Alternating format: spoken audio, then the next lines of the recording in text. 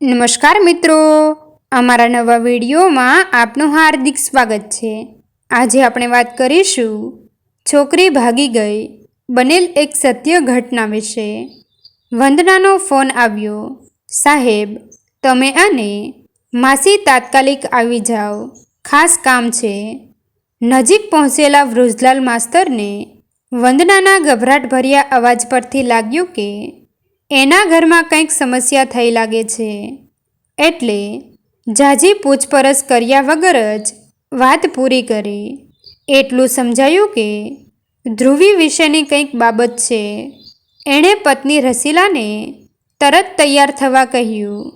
અજીત વૃષલાલ માસ્તરનો ભૂતપૂર્વ વિદ્યાર્થી હતો। માસ્તર નોકરીમાં હાજર થયા એ વખતે અજીત 5મા ધોરણમાં હતો। શાળામાં સૌથી વધુ તોફાની એ હતો। બીજા છોકરા ઉપરાંત ક્યારેક શિક્ષકો સામે પણ અજડાઈ કરી લેતો હતો। શરીરે મજબૂત અને સ્ફૂર્તિવાળો હતો અને પોતાની નાતનો હોવાના નાતે વૃષલાલે એને શાળાની કબડ્ડી ટુકડીનો કપ્તાન બનાવ્યો હતો। ટુકડી જિલ્લા કક્ષા સુધી જીતીને આવી એ વખતથી અજીત વૃષલાલ માસ્તર તરફ માનથી વર્તતો। જેમ તેમ હાઈસ્કૂલ પૂરી કરીને શહેરમાં બાંધકામનો ધંધો કરતા એક સગા સાથે એ નોકરી પર રહ્યો। પછી આવડત અને બાહુબળથી પોતે ખુદ ધંધો કરવા માંડ્યો। ખૂબ કમાયો। જોકે એના ધંધામાં ના કરવાના કામ એ ઝાઝા કરતો, પણ માસ્તર સાથે સારો સંબંધ જાળવી રાખ્યો હતો અને સારા નરસા પ્રસંગે આવવા જવાનો વ્યવહાર બાંધ્યો હતો। માસ્તર પત્ની સાથે અજીતને ઘરે પહોંચ્યા કે તરત જ ગુસ્સામાં લાલચોળ અજીતે બળાપો કાઢ્યો। સાહેબ, આ છોકરીનું શું કરવું? ભલભલા મારાથી બીએ છે, પણ આણે મારું નાક કપાવ્યું। કોકની સાથે ભાગી ગઈ હતી। આજે 5મા દિવસે પોલીસ સ્ટેશનેથી લઈ આવ્યો છું। અજીતની આ ફરિયાદ કોલેજમાં ભણતી પોતાની એકની એક દીકરી ધ્રુવી માટે હતી। માસ્તર પત્ની સાથે ધ્રુવીને પૂરી રાખી હતી એ ઓરડામાં ગયા। એકાંતમાં સમજાવી શકાય એ માટે બારણું બંધ કર્યું। ધ્રુવી રસીલાબેનને વળગીને રોવા લાગી। થોડી ધરપત મળ્યા પછી એણે કહ્યું, માસી, મને તમારે ઘરે લઈ જાઓ। મારા પપ્પાની તો તમને ખબર છે, એ મને મારી જ નાખશે। હળવે હળવે કરેલ પૂછપરછમાં માસ્તરને જાણવા મળ્યું કે ધ્રુવીની કોલેજ સામે આવેલ કોઈ ગેરેજવાળાનો છોકરો ફોસલાવીને લઈ ગયો હતો। બીજા શહેરમાં કોઈ ગેરેજમાં નોકરી અને ભાડાના મકાનની સગવડ થાય ત્યાં સુધી એક ધાર્મિક સ્થળમાં બંને રહ્યા હતા। એ સ્થળે સ્ત્રીઓ અને પુરુષો માટે અલગ ઉતારાની ગોઠવણ હતી, પણ બેયની હિલચાલ પરથી શંકા જતાં મંદિરની ઓફિસમાંથી પોલીસને જાણ કરાઈ હતી અને ત્યાંથી પોલીસ પકડી લાવી હતી। ધ્રુવીને સમજાવ્યા પછી પતિ પત્ની અજીત અને વંદના પાસે બેઠા અને શાંતિથી કામ લેવા કહ્યું।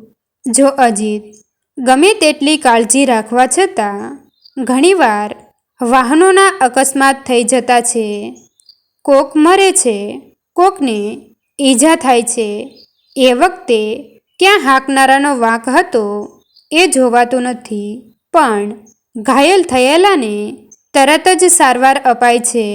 એમ આ પણ એક સામાજિક અકસ્માત કહેવાય। ધ્રુવી ઘાયલ થઈને આવી છે, એને સારવારની જરૂર છે।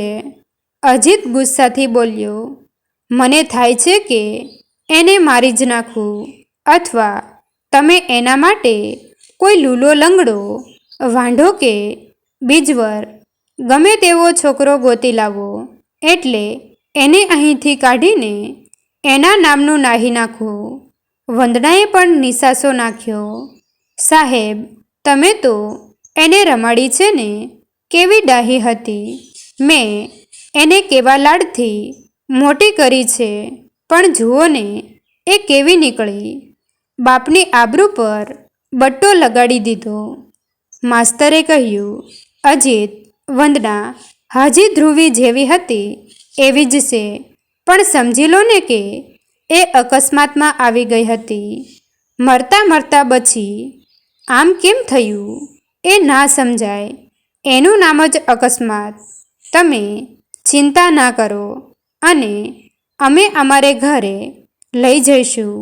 થોડા દિવસ એના મન મગજની સારવાર કરીશું. હજી કાંઈ બગડી નથી ગયું. વંદના અને અજીત કાંઈ ના બોલ્યા. વંદનાએ સાહેબ અને માસીને ચા નાસ્તો આપ્યા. એ દરમિયાન ધ્રુવી તૈયાર થઈ ગઈ. થેલો ભરી લીધો. ત્રણે ઘરની બહાર નીકળ્યા. ધ્રુવી મૌન હતી. એનું મૌન તોડવા સાહેબે પૂછ્યું, નજીકમાંથી રિક્ષા તો મળી જશે ને? ધ્રુવી હા એટલું જ બોલી. વાતાવરણ હળવું કરવાનો પતિનો ઈરાદો સમજી ગયા હોય એમ બસ સ્ટેન્ડ પર પહોંચીને રસીલાબેને શેરડીનો રસ પીવાની ઈચ્છા કરી. ત્રણેય રસ પીધો. બસ સાંજ પહેલાં ગામડે પહોંચી હાથ મોં ધોઈને માસ્તર સાહેબ લટાર મારવા બહાર ગયા. ધ્રુવીને કામે વળગાડવા રસીલાબેન જરાક ખોટું બોલ્યા. મને બસની મુસાફરી માફક આવતી નથી. મારું માથું બહુ ભમે છે. તું શાક, ભાખરી અને થોડીક ખીચડી બનાવી નાખ. ત્રણેય જમી લીધું. ધ્રુવીની સૂવાની વ્યવસ્થા અલાયદા ઓરડામાં કરી, પણ ઓસરીની ઝાળવીમાં તાળું મારીને રસીલાબેન સૂતા. રાતે પતિ પત્ની વચ્ચે ધ્રુવી વિશે ચર્ચા થઈ. રસીલાબેને કહ્યું, પહેલાં મને પણ એમ લાગતું હતું કે આવી છોકરીઓને કડક શિક્ષા થવી જોઈએ, પણ આને તો હું એના જન્મથી ઓળખું છું. બિચારી ગભરું છે, ફસાઈ ગઈ. એકાદ ભૂલથી એને સાવ ખરાબ માની લેવી એવું તો ઠીક નથી. સાહેબે કહ્યું, મેં અકસ્માતની વાત કરી એમ નાનો સૂનો અકસ્માત હોય તો ઘરે પાટાપિંડી થાય, વધુ ઈજા થાય તો દવાખાને જવું પડે.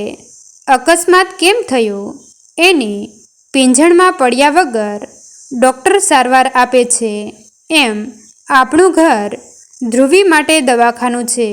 આપણે ડૉક્ટર છીએ, એમાંય તારે વધારે ધ્યાન આપવું પડશે. રસીલાબેન હસ્યા.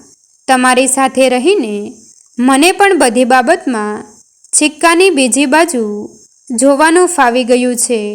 આ ગામ અજીતના વતનનું હતું, એટલે ઘણા કુટુંબી અને ઓળખીતા અહીં રહેતા હતા. ધ્રુવી વૃજલાલ માસ્તરને ઘરે કેમ આવી છે એ વાત ઘણાના સાંભળવામાં આવી ગઈ હતી. છતાં આ પતિ પત્ની તો એમ જ કહેતા કે ધ્રુવી 2 વિષયમાં નાપાસ થઈ છે, એટલે બીજી પરીક્ષા સુધી કોલેજે જવાનું નથી, એટલે તૈયારી કરવા અહીં આવી છે. ધ્રુવી ધીરે ધીરે સામાન્ય થઈ રહી હતી. રસીલાબેન જાણી જોઈને ઘરમાં કંઈક ને કંઈક કામ શોધ્યે રાખતા અને ધ્રુવીને કામ અને વાતોમાં પરોવી રાખતા હતા. એક દિવસ એણે ધ્રુવીને કહ્યું, તારા પપ્પાનો ફોન આવ્યો હતો. પોલીસે એ છોકરા વિશે વધુ તપાસ કરી છે. 2 ભાઈ છે. મોટો દારૂડિયો છે. ઘર પણ ભાડાનું છે. એ છોકરો કોકના ગેરેજમાં નોકરી કરે છે. તો તમારું ઘર થોડીક આવકમાં કેમ ચાલત? પોલીસે તમને પકડી લીધા એ સારું થયું. ધ્રુવીને મનમાં 2 જાતની બીક પેસી ગઈ હતી કે હવે મને સારું ઠેકાણું મળશે કે નહીં, ને મમ્મી પપ્પાનો ગુસ્સો કાયમ તો નહીં રહે ને?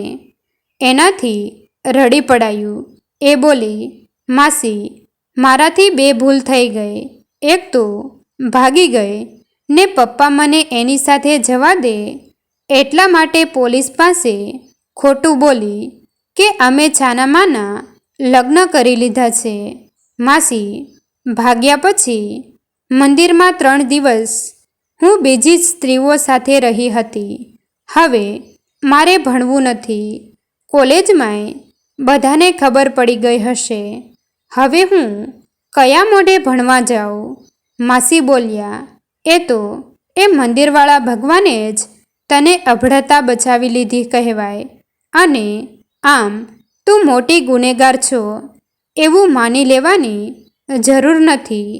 તારી ભૂલ પકડાઈ ગઈ.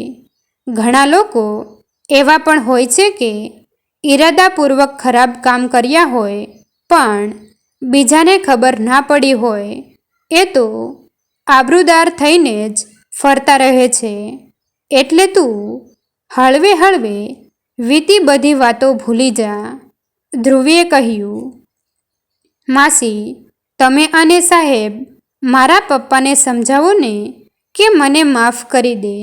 સાહેબે અજીત અને વંદનાને ફોન પર વાત કરી કે હવે ધ્રુવી આઘાતમાંથી બહાર આવી રહી છે અને સામાન્ય થતી જાય છે.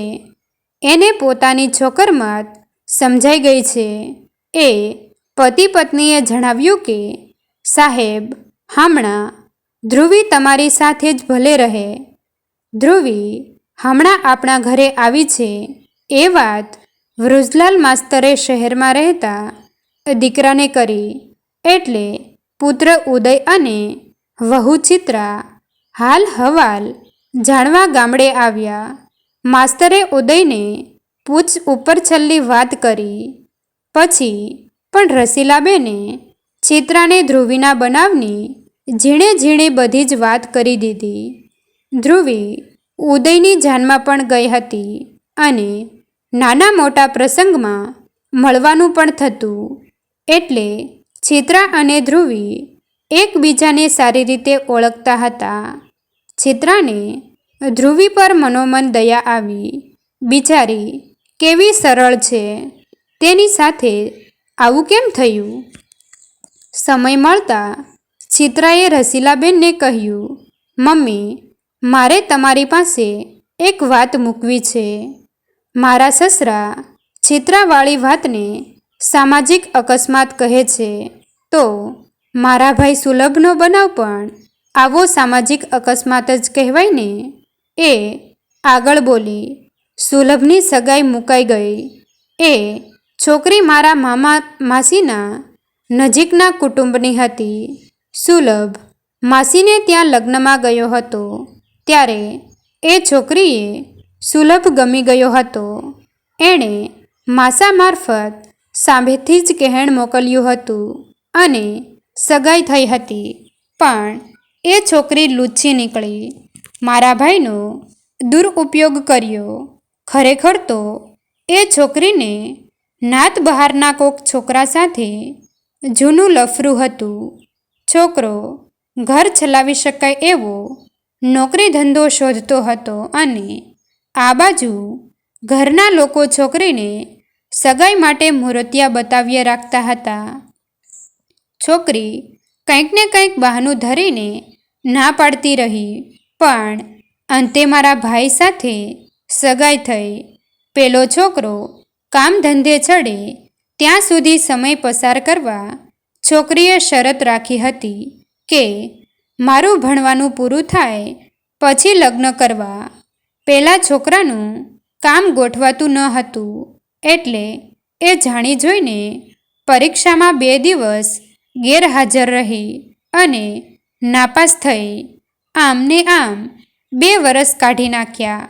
એ મારા મમ્મી પપ્પા સાથે, ભાઈ સાથે, મારી સાથે ખૂબ મીઠી મીઠી સંસ્કારી વાતો કરતી. પણ જેવો પેલો છોકરો કામે ચડી ગયો કે તરત જ સુલભ ઢીલો અને બાયલા જેવો છે એવું કહીને સગાઈ તોડાવી નાખી. પછી મહિના દાડામાં જ તે ભાગી ગઈ અને પેલા છોકરા સાથે લગ્ન કરી લીધા. ચિત્રા વધુ બોલી, મમ્મી, મારો ભાઈ સાવ સીધો સાધો છે. એને ખૂબ આઘાત લાગ્યો. હવે એ લગ્ન કરવાની ના પાડે છે. એવો ડરી ગયો છે કે એનું ધ્રુવી સાથે ગોઠવી નાખીએ તો સારું નહીં. ઉંમરમાં એ ધ્રુવીથી 4-5 વર્ષ મોટો હશે. વૃષલાલ માસ્તરે ચિત્રાની દરખાસ્તની વાત અજીતને કરી અને પોતાના વેવાઈ વેવાણ અને સુલભ વિશે સામાન્ય માહિતી પણ આપી.